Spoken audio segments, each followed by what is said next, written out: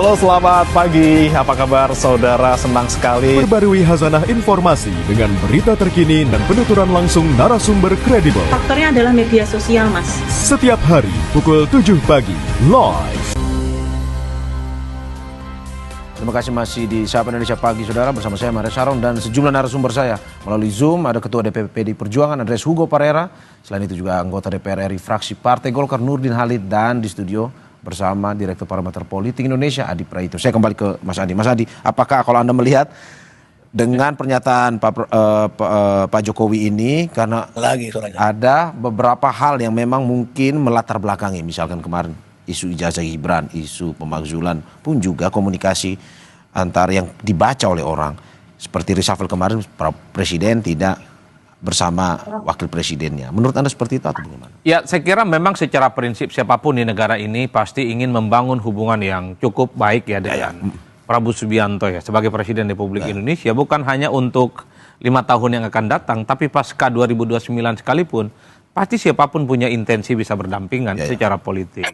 Nah, banyak pihak sebenarnya memberikan statement-statement dan analisa terkait dengan pernyataan Pak Jokowi yang sejak lama sebenarnya ingin menduetkan Prabowo dan Gibran untuk 2 periode. Saya kira adalah argumen-argumen yang sering kali kita dengar. Satu hal yang bisa kita tangkap, belakangan ini kan banyak sekali gonjang-ganjing dan rumor ya, terutama pasca reshuffle yang ketiga beberapa waktu yang lalu yang terindikasi sejumlah orang yang dianggap sebagai Jokowismen itu kan terdepak, mereka diganti. Kemudian muncul spekulasi bahwa ada hubungan yang tidak baik-baik saja antara kedua pihak ini. Tapi sehari setelah reshuffle itu muncul kan pernyataan dari para relawan dan termasuk juga dikonfirmasi oleh Pak Jokowi. Ini ada proposal politik Prabowo Gibran 2 periode. Apa yang bisa dijelaskan dalam hal ini? Ini kan ingin mengamputasi bahwa ketidakadaan ataupun informasi soal disharmonisasi itu tidak ada. Itu tidak terbukti dan tidak terkonfirmasi. Kalau tidak harmonis bagaimana mungkin mau menyodorkan 2 ini bisa maju di Pilpres 2029. Hal yang semacam ini juga lumrah dibaca secara politik. Tapi satu hal yang ingin saya katakan adalah bahwa persoalan mendukung Pak Prabowo maju kembali untuk 2 kalinya, saya kira semua partai politik tidak ada persoalan. Dan bahkan partai-partai koalisi hari ini hakul yakin 1000% akan bersama dengan Pak Prabowo. Tapi ketika bicara soal siapa pendampingnya, orang kan bicara nanti dulu. Ini pasti akan begitu menjadi kursi yang diperebutkan oleh begitu banyak pihak. Bagi saya pernyataan Bang Nurdin Halid itu adalah saya sebutnya sebagai penolakan secara tegas. Nanti dulu. Penolakan terhadap soal wakil presidennya. Kalau presidennya oke, wakil presidennya nanti dulu. Karena disebutkan bahwa mendukung Prabowo Gibran sampai 2029. Prabowo 2009 lanjut oke, tapi tidak dengan wapresnya. Kan itu pernyataan Bang Nurdin Halid yang bisa disimpulkan oleh publik. Itu artinya yang menjadi ramai adalah persoalan siapa pendamping Pak Prabowo di 2029 nanti. Apakah Gibran, apakah partainya Bang Nurdin Halid, jangan-jangan juga partainya Bang Hugo ini dari PDIP, ada dari PAN, ada Demokrat, ada dari PKB dan PKS. Karena mereka juga pasti menginginkan untuk bisa menjadi pendamping Pak Prabowo Subianto. Itulah yang saya sebut.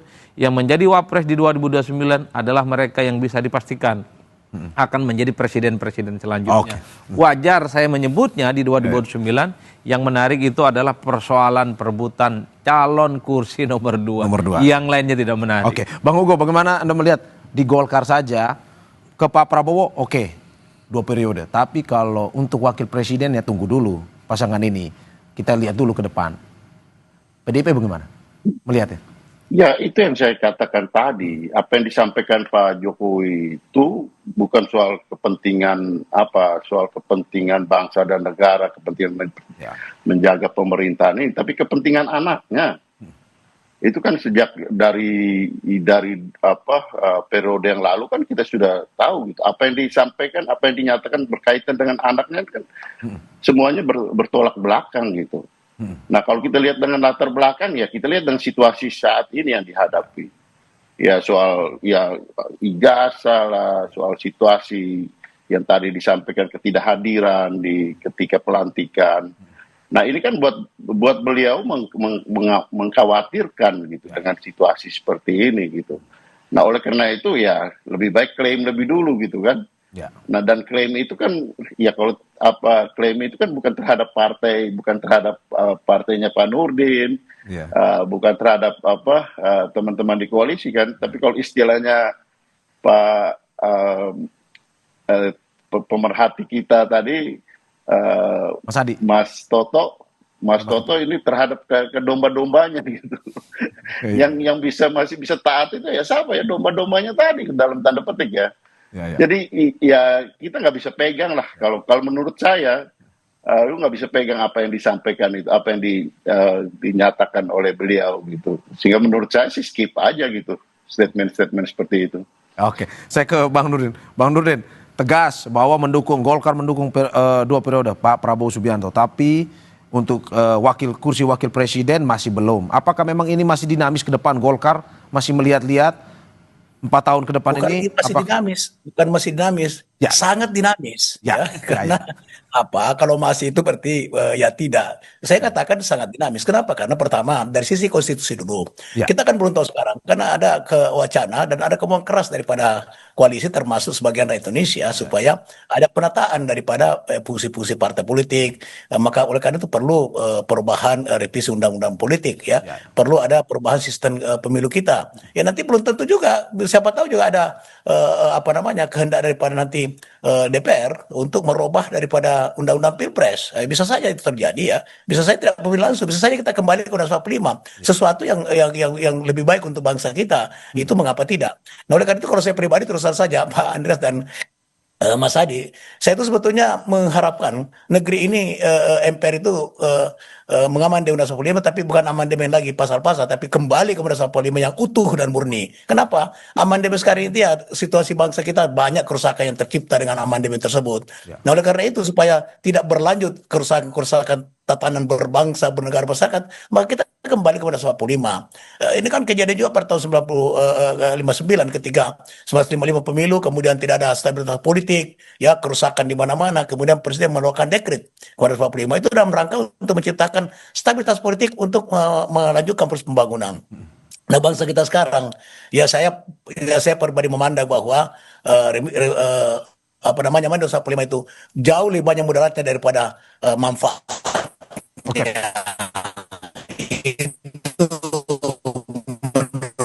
Oke, seperti yang saya. Oke. Saya kembali ke MPR bersidang. Kalau pemerintah bangsa merasakan bahwa ini lebih maslahatan daripada seluruh rakyat Indonesia, maka kita kemarin masih sangat dinamis. Oleh karena itu memang terlalu dini ada elit, apalagi mantan presiden 2 periode membuat pernyataan tentang calon presiden itu. PAN juga Pak Surat sudah jelas mengatakan bahwa kita mendukung Prabowo, tapi untuk Wapres nanti dulu katanya, sama dengan sikap Partai Golkar. Karena itu memang dinamisme daripada suatu politik kita itu sangat tergantung daripada kondisi dan tantangan tahun 2029. Begitu. Bang Nurdin, tapi pernyataan dari Wakil Ketua Umum Bara JP, relawan pendukung Pak Jokowi ini bilang Prabowo Gibran adalah satu paket sebenarnya. Tidak bisa dipisah-pisahkan. Dari Golkar sendiri melihatnya seperti apa? Ya satu paket sekarang, satu paket nanti belum tentu. Kalau benar sekarang itu pernyataan Wakil Ketua Umum itu adalah betul sekali, itu satu paket. Itu tidak ada yang bisa menyangkal itu. Pendukung Pak Prabowo juga sampai 2009 itu satu paket. Itu betul itu. Nah tapi 2009 belum tentu satu paket ke depannya, itu belum tentu itu. Nah kalau sekarang iya paket sekali. 100%, 1000% itu sepakat. Satu paket sampai dengan 2009. Ketua Umum kami Pak Bali juga dalam pidato di hari ulang tahun Partai Golkar tahun lalu, dan di mana-mana Pak Bali selalu mengatakan kita dukung pasangan Prabowo Gibran sampai dengan 2029. Itu. Oke, saya ke Bang Hugo, satu paket betul saat ini saja, tapi ke depan ya belum tentu. Kalau kata Waketum Bara JP tadi. Ya satu paket itu ketika proses Pilpres kemarin gitu. Ya sekarang aja kan ya banyak yang mempersoalkan itu, termasuk yang saya bilang tadi mempersoalkan soal ijazah. Itu kan kekhawatiran, salah satu kekhawatiran juga yang membuat beliau Pak Jokowi menyampaikan statement ini gitu. Ya ini analisa saya ya. Sehingga perlu disampaikan gitu kan bahwa ini dan didukung oleh itu tadi, kalau istilahnya Pak Yunarto itu domba-dombanya itu kan. bahwa ini perlu penguatan gitu. Kalau Pak Nurdin kan enggak, Pak Nurdin kan partai politik jelas. Jadi beda gitu kan apa yang disampaikan oleh Pak Nurdin dan apa yang disampaikan oleh teman-teman partai politik gitu dengan apa yang disampaikan oleh Pak Jokowi melalui ya pendukung-pendukungnya, yaitu yang relawan yang tersisa itu. Ya, oke. Saya ke Mas Adi. Mas Adi, bagaimana Anda melihat bahwa ini kalau kata tadi seperti yang dilanjutkan bahwa ini satu paket sebenarnya tidak bisa, tapi kalau ini ya saat ini ke depan ya belum tentu juga. Ini kekuatannya seperti apa nih? Ya saya kira memang kalau dalam sistem presidensialisme multipartai ekstrim tidak ada yang disebut dengan koalisi yang disebut permanen, semi permanen dan semi tidak permanen. Karena bisa bubar di tengah jalan. Per hari ini memang koalisi pendukung Pak Prabowo dengan Gibran akan solid sampai 2029, tapi siapa yang bisa menggaransi pasca itu akan terjadi soliditas yang bisa dibangun kembali. Dan terbukti pernyataan Bang Nurdin Halid, kalau kita sebut sebagai salah satu elit senior yang ada di Golkar kan tidak mengkonfirmasi 2 periode ini. Ini baru satu partai, apakah partai yang lain akan mendukung belum tentu. Karena sangat dinamis kalau kata Bang Nurdin. Bukan hanya soal sangat dinamis, ini bahkan sangat meleleh Mas Mario. Meleleh itu adalah bagaimana koalisinya bisa tanpa bentuk. Karena saya hakul yakin partai-partai pendukungnya Pak Prabowo hari ini saya kira punya keinginan juga untuk bisa maju berdampingan dengan Pak Prabowo seperti Demokrat, kemudian PKB, kemudian bahkan PDIP sekalipun kelihatan punya gestur untuk bersama dengan Pak Prabowo, karena per hari ini Pak Prabowo adalah petahana, maju kembali untuk yang kedua kalinya di 2029, saya kira akan relatif mudah untuk memenangkan pertarungan secara politik. Nah yang kedua perlu diuji adalah di negara ini pasca reformasi, di mana presiden dan wakil presiden dipilih secara langsung sejak 2004 sampai hari ini, belum ada pasangan capres dan copres yang 2 periode. Pak Yusuf kalah dengan PSB hanya sampai 2009, setelah itu Pak JK kemudian berhadapan-hadapan dengan PSBY. Begitupun sebaliknya kita tahu bahwa Pak JK dengan Pak Jokowi hanya 1 periode. Setelah itu Pak Jokowi berpasangan dengan Kiai Ma'ruf Amin. Nah itulah yang saya sebut apakah hal-hal yang terjadi pada 2 presiden SBY dengan Pak Jokowi akan terus berlanjut, dan itu artinya Prabowo dengan Gibran tidak akan bersatu. Kecuali Mas Gibran dengan kekuatan politiknya yang ada bisa meyakinkan Pak Prabowo dan partai berkoalisinya untuk maju 2 periode. Kalau ini yang terjadi pecah rekor ini barang. Belum pernah terjadi pada wapres-wapres sebelumnya. Kita tidak pernah tahu dalam politik kita. Karena saking dinamisnya, karena saking melelehnya, maka apa yang kita dengarkan dari pernyataan begitu banyak partai politik, Golkar dan PDIP, kalau bicara tentang 2 periode ini, duet Pak Prabowo dengan Mas Gibran, itulah yang disebut dengan Belanda masih jauh, Pak. Karena bagi saya, posisi calon wakil presiden itu adalah jauh lebih penting dibandingkan dengan persoalan-persoalan yang lain menuju 2029. Tapi pesan sederhananya begini bagi saya, ketika muncul relawan termasuk Pak Jokowi bahwa kan ada duet 2 periode, yang lain boleh bicara yang lain boleh bicara tentang ijazah kanan kiri, tapi Pak Jokowi dan relawan politiknya sedang menyusun batu bata kekuatan politik menuju 2029. Nah, kalau Anda melihat Mas Adi, bagaimana kita mengukur kekuatan dari Pak Jokowi non partai tapi punya relawan sebenarnya, mengukur kekuatan relawan, apakah mungkin saja dengan kekuatan ini membuat Pak Prabowo masih melirik Pak Jokowi dengan kalau mau jujur ya Mas Mario, dalam undang-undang pemilu disebutkan bahwa calon presiden dan calon wakil presiden adalah mereka yang diusung oleh partai dan gabungan partai politik. Jadi golden ticket untuk maju di Pilpres adalah mereka yang punya partai politik. Di luar itu karena one man one vote, semua orang itu menjadi penting, relawan penting, pemilih penting, rakyat biasa penting. Tapi ingat, seringkali dalam struktur membangun koalisi yang dilihat itu apakah dia memiliki struktur partai yang solid ataupun tidak. Sebagai upaya untuk mengamankan tiket, karena partai apapun judulnya, dia punya resource, dia punya networking, dan punya mesin politik yang bisa diorganisir. Minimal ada DPRD-nya, minimal ada kantornya, minimal ada pengurus-pengurusnya. Kalau relawan harus kita akui belum bisa terdeteksi seberapa banyak mereka ini memiliki jamaah dan pengikut yang bisa diorkestrasi sebagai kebagian kepentingan politik. Wajar kalau bicara tentang penentuan koalisi, yang paling penting itu adalah partai. Pasca penentuan koalisi maka semua rakyat penting, relawan penting, semua orang penting. Tapi satu hal bagi saya yang ingin saya katakan, kalau kita mengacu pada pemilu di 2024 yang lalu, ornamen-ornamen, unsur-unsur relawan itu dinilai tidak terlampau kelihatan signifikan. Agak berbeda misalnya di pemilu 2009, 2014, 2019 itu relawan cukup kuat ya. Resultante sebagai mesin politiknya.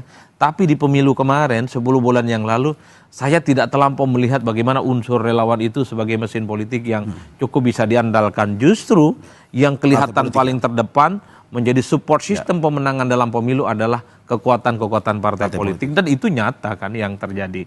Artinya ada semacam siklus kekuatan politik yang dibaca sebagai mesin tanpa ke permukaan dan kemudian itulah yang akan dihitung. Dan saya juga meyakini di 2029 rasa-rasanya memang partailah tetap yang akan menjadi satu kekuatan yang memang sangat diperhitungkan. Meski saat bersamaan kerja-kerja relawan kan juga relatif sangat dibutuhkan, terutama untuk menyasar basis-basis yang tidak bisa diakses oleh kekuatan partai politik. Kekuatan partai penting, relawan penting, kekuatan kelompok-kelompok yang lain menjadi penting. Karena dalam sistem pemilihan presiden secara langsung, satu orang itu tetaplah penting. Gak ada 1000 tanpa ada. Mas Adi, tapi bagaimana kita berbicara terkait presidensial threshold ini? Lebih cair lagi, lebih meleleh lagi ke depan ini nih? Kalau kita mau jujur sebenarnya, sebut saja misalnya presidensial threshold itu kosong. Yang itu artinya semua partai politik yang bisa ikut pemilu di 2029 adalah mereka boleh mencalonkan diri sebagai calon presiden dan wakil presiden. Anggaplah di situ kesimpulannya. Tapi kalau melihat bagaimana di 2029 Pak Prabowo maju sebagai calon presiden, rasa-rasanya kesempatan itu tidak akan digunakan oleh begitu banyak orang. Ngeper duluan, Pak. Melawan petahana, melawan presiden yang sedang berkuasa, itu bukan perkara gampang. Itulah yang saya sebut, sekalipun ada kesempatan bagi semua partai lolos yang ikut pemilu, mengajukan calon presiden dan wakil presiden, rasa-rasanya mereka akan berhitung kalau bisa berdampingan dengan Pak Prabowo, kenapa ini saja yang tidak diambil kesempatannya. Karena itu tadi, ada rumus yang bisa diyakini oleh semua orang. Presiden petahana, maju kembali, ya sebenarnya rileks-rileks saja akan relatif lebih mudah untuk memenangkan pertarungan. Sebelum saya ke Bang Nurdin, singkat saja Mas Adi, apakah mungkin dengan pernyataan Anda ini mau warning kepada Gibran bahwa ada relawan, tapi ya masuk ke partai politik ya lebih besar kesempatannya untuk bisa dapat tiket bertarung sebenarnya. Ya kan saya kira partai politik punya kalkulasi, kekuatan politik relawan itu. Mereka itu misalnya mengecek bagaimana di setiap struktur level kekuatan politik, provinsi, kabupaten, kota, RT, dan RW, bahkan tingkat desa-desa. Kan partai akan bertanya, apakah kekuatan relawan bisa diakses? Ternyata juga tidak terdeteksi. Karenanya ini yang saya sebut bahwa dalam banyak hal, partai politik kan juga melihat, ayo dong relawan, bikinlah partai politik. Karena partai itu adalah satu instrumen yang paling sah diakui oleh undang-undang untuk mengukur sebuah kekuatan. Sekalipun tidak lolos ke parlemen, minimal dia itu punya perwakilan di DPRD provinsi, kabupaten, dan kota. Dia itu punya jejaring, punya mesin politik. Itulah yang saya kira sebagai salah satu kritik, bahwa relawan kalau betul punya mesin, kalau betul punya jejaring, buktikan. Ikut pemilu itu adalah menurut saya untuk mengukur sebuah kekuatan. Caranya adalah menjadi partai politik. Kalau tidak jadi partai, klaimnya banyak. Saya ke Bang Nurdin. Bang Nurdin, bagaimana Anda melihat bahwa mungkin saja untuk memuluskan rencana 2 periode ini, Mas Gibran, Wakil Presiden, bergabung dengan partai politik? Saya kira begini ya, sekarang kan masih ada resistensi terhadap Mas Gibran. Masih banyak yang mempersoalkan tentang kapabilitasnya maupun proses. Oleh karena itu maka justru sekarang ini tantangannya bagi Mas Gibran bahwa bila masih ada keinginan, ya tentu ada keinginan karena Pak Jokowi sudah membuat pernyataan seperti itu. Oleh karena itu Mas Gibran harus membuktikan dirinya bahwa memang dia sangat pantas bukan karena soal muda tapi memang sangat pantas dan punya kapabilitas untuk mendampingi Pak Prabowo. Sehingga rakyat yakin dan partai-partai politik juga yakin bahwa masih pantas Mas Gibran untuk mendampingi 2029 akan datang. Ada hal yang perlu saya sampaikan bahwa sesuai dengan penjelasan Ketua Umum Golkar Pak Bahlil dalam suatu kesempatan, beliau mengatakan bahwa sebetulnya di samping rezekinya Mas Gibran kemarin berpasangan dengan perlu ada suatu proses yang memang tidak lazim gitu. Ya sebetulnya kan Mas Gibran bukan prioritas utama waktu Pak Prabowo ingin mencalonkan seseorang sebagai presiden. Waktu itu kan Pak Prabowo mencalonkan seseorang di mana Pak Erlangga sebagai Ketua Golkar melakukan penolakan keras, bahkan mewacanakan untuk keluar dari koalisi. Nah itulah kemudian pemilihan Gibran itu adalah dengan tertutup, voting tertutup, dibagi kertas para partai koalisi, kemudian memilih siapa yang diharapkan. Di situlah Mas Gibran yang mendapatkan angka voting tertinggi. Nah, oleh karena itu kenapa Mas Gibran dipilih waktu itu oleh para partai sebagai perekat, ya, sebagai perekat. Nah, pertanyaannya apakah nanti 2009 bisa menjadi perekat? Belum tentu. Nah, oleh karena itu ini harus disadari oleh Pak Jokowi dengan seluruh relawannya, dengan Mas Gibran sendiri. Oleh karena itu ruang masih ada, peluang masih ada, tapi Mas Gibran sendiri yang harus menciptakan peluang itu, bahwa mereka 2009 masih pantas untuk menjadi pendamping daripada Pak Prabowo, masih pantas menjadi wapres. Di tengah-tengah masih banyak resistensi yang pribadi Mas Gibran itu. Tapi sebetulnya kalau ini justru harus dijadikan tantangan bagi Mas Gibran. Dia harus mampu meminimalkan sekaligus menjawab daripada resistensi daripada sebagian besar masyarakat Indonesia. Saya ke Bang Hugo. Bang Hugo, closing statementnya apa sebenarnya dengan pernyataan seperti 2 periode Prabowo Gibran ini? Jika timingnya tidak pas, apa yang seharusnya disampaikan oleh Pak Jokowi sebenarnya terkait dengan pembangunan bangsa ini, yang lebih baik disampaikan itu atau apa pernyataan menurut PDIP sebenarnya? Ya, saya kira terus terang itu saya nggak bisa pegang apa yang disampaikan oleh Pak Jokowi itu sebagai sesuatu yang untuk kepentingan bangsa gitu. Karena udah kelihatan gitu dari perjalanan politik selama ini itu kan lebih banyak untuk kepentingan lingkarannya, terutama kepentingan anaknya gitu. Dan saya kira ini juga warning buat yang memberikan dukungan kalau berpikir dalam konteks kepentingan bangsa gitu. Karena beliau dengan gestur politiknya selama itu tidak berpikir untuk kepentingan bangsa gitu, tapi untuk bagaimana menjaga kekuasaan yang ada, kemudian juga melanjutkan kekuasaan itu gitu. Saya kira nasihat dari Pak Nurdin tadi itu bagus gitu untuk semua yang lain gitu. Saya kira itu. Oke. Dan pada akhirnya ya kita tunggu ya. Tetap seperti Bang Hugo bilang, tetap memikirkan bangsa ini ke depan seperti apa kemajuan, dan juga ya kita tunggulah nanti kalau untuk 2029. Terima kasih Bapak-bapak atas apa yang disampaikan. Terima kasih Ketua DPP PD Perjuangan Andreas Hugo Parera, anggota DPR RI fraksi Partai Golkar Nurdin Halid, dan juga Direktur Parameter Politik Indonesia Adi Prayitno. Terima kasih atas apa yang disampaikan. Sehat selalu.